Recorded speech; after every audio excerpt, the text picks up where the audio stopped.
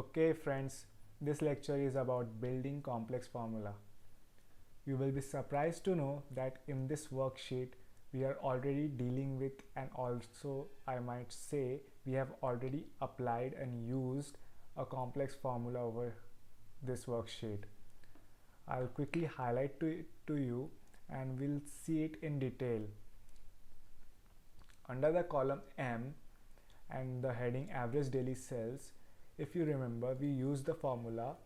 I'll press F2, use the formula I2 divided by 7, I4 divided by 7, sorry. And under the column N and under the heading round, we used the formula, built-in formula round with an argument as M4 comma 1, and in the cell M4, which is adjacent cell, we used our own formula in which we perform division by 7. So if I quickly copy this formula without equal sign, I have pressed Ctrl C and paste it. Oops, I did a mistake. Ctrl Z, deselect the cell and then I paste it over here. I'll quickly arrange the column size. Actually I will need more space, and then I'll go to the call of cell M4 and see the formula in cell M4. Oops, in cell M4, F2, and copy the formula without equal sign, deselect the cell and come back over to this cell.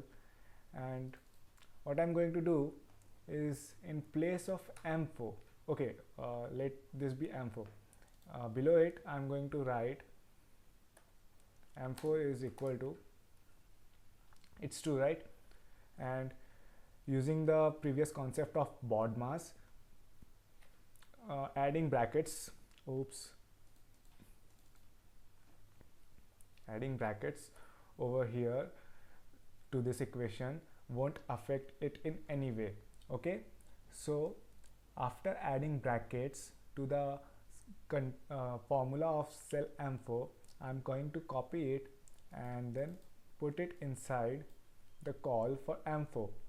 I'm going to remove this and place what is in cell M4. Now this is a complex formula in which we are applying a formula inside a formula, right? And what if I copy this, go over here to round, and after equal to I press this I4, it's I4, it should have been I4 by 7, right? Now what we can do is also put the value of I4 into this, but it is of no use, as in cell I4 we are not performing any mathematical operation, so it's not a formula taking place over there, so it won't be necessary. And if I hit enter, observe the cell N4, it's the same, even though the way we applied the formula changed, but the output remains the same. Okay, so this was the concept of complex formula and using a formula inside another formula.